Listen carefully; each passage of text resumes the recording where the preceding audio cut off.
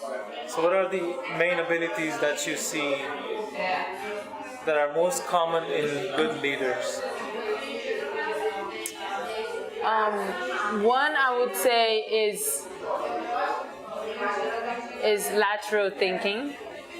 So this ability to think really lateral, like to just what I would call kind of the image that comes to me is being an alchemist who grabs things from different disciplines and different domains of knowing in order to put it all together in order to come up with something new or with a new solution. Or so this ability, like being an alchemist in your thoughts, and also in your way of doing. So like, are you putting yourself out there? Are you going to different networking events that are not, from your industry? Are you watching movies that are not from your industry? Like everything, life is out there, like bursting in inspiration and invitations. Like it's just everything is out there, and you don't have to go to MIT and you don't have to be a genius to go to the movie and listen to a quote and say, oh my god, I could use that in my next ad,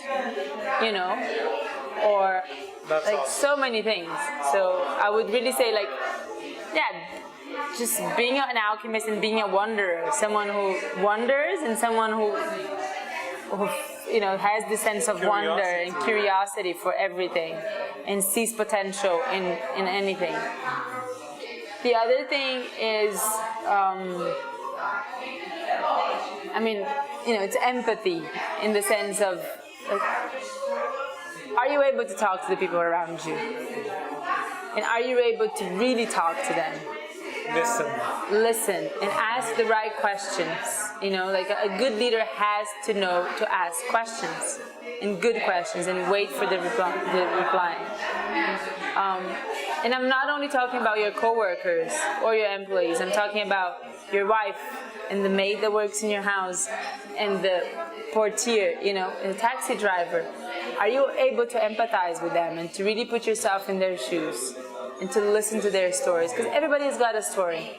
We all have stories, and our stories matter.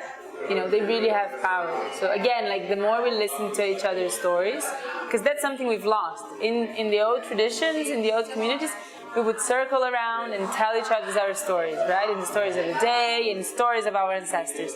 We don't do that anymore. Now, it's our responsibility to re-bring that back to modern society in any opportunity, because that will inspire you. For sure, that will inspire you. And it will teach you more about people. It will teach you more about humanity. So when it comes to you, to be the one in front, you will know, like what to pull out of your sleeves and which stories to tell and how to relate with someone else's story. That's the second thing. The third thing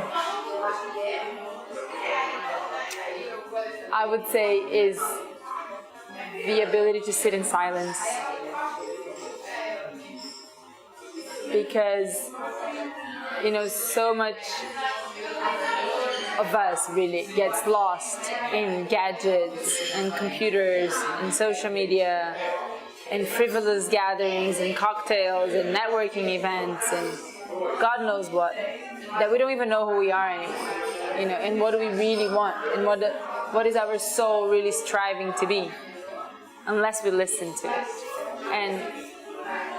And being in silence means taking a walk, just making it a practice to go for, I don't know, an hour or two, half an hour by yourself, somewhere you love, nature preferably, and just take a walk, or go to the beach, or sit in your room and write in your diary. Like anything that's not occupying our minds again and again and again, but is just kind of really uncluttering and really allowing for the soul to speak, allowing for the self to speak. It's got lots of things to say. We just need to listen to it. Life happens in silence. Think of a baby. Think of an embryo. It takes 9 months in silence to be formed. I don't know. I just think life happens in silence. There's beauty. Is there a need of self-realization and, I would say, in terms of, do you know yourself? What do you really want out of your life? Yeah. Are you clear about your own self before you are leading another company, and you make others clear about the goal of the company? Do you know your Yeah. Surely. right? Surely. I think that, you won't know until you've got to listen to yourself. Like, just, what is it that he wants? Because so many times one can go around in life and, be stepping up the ladder of life and career and kids and wives and husbands, but then not really listening to that tiny little voice that is doing all it can to warn you and to tell you, hey, it's not that way. Like, this is not where we're supposed to be going, And it's frightening, and it can be frightening at times to listen to that voice and give space to that voice. But most of all, it's just liberating, because you know it's there, and it's there to help you, and it's you. It's not a something like this being, no, it's you. And the most beautiful inspiration also happens in silence, The most beautiful poems and sonnets and, music. It was created from silence. So I think sitting in silence is an important practice. And it doesn't have to be, as I said, it doesn't have to be meditation. Mm-hmm. I don't meditate. I can't. It's not my nature. Okay. But I meditate in different ways. I have my own other way. But I love going for walks, and I love taking care of my garden, for example, and sitting at home.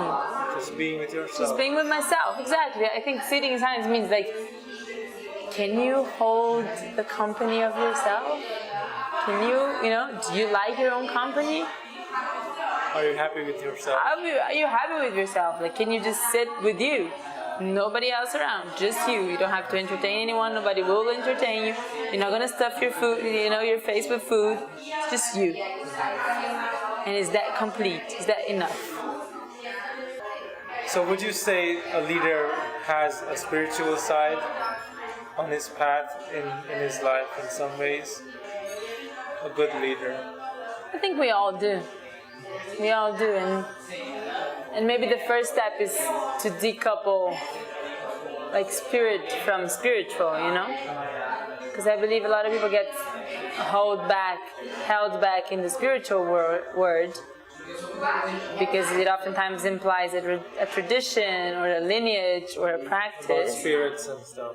Not necessarily. No, not necessarily. But it would just imply, so that means you follow Buddhism, or you follow this, or you follow that, and it becomes heavy. Like the word spiritual, I think it becomes heavy. Mm-hmm. Whereas for me, spirit, it's something more free. It's our soul, is our birthright, it's our essence. It's our light. So, and I believe that we all hold light within us. We all have that special light that is just ours and no one else's. So yeah, if a leader has a spiritual path in front of him or her, sure. And that path is becoming more true to who you are, and leading from that place, and allowing yourself to be vulnerable, allowing the people that work with you to be vulnerable, to not know, to look for the way together, to ask for help, that. So how, let's just be in silence for 10 seconds.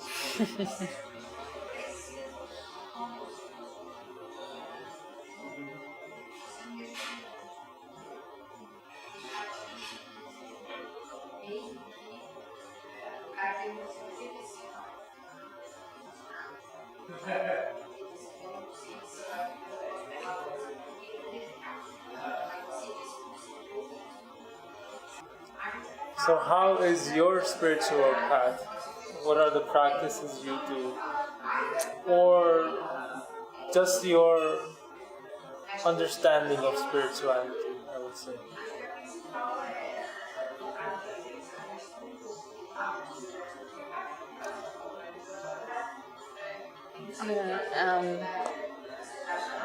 It's hard to put into words, I guess.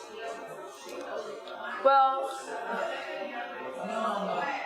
it's taken me a long time to accept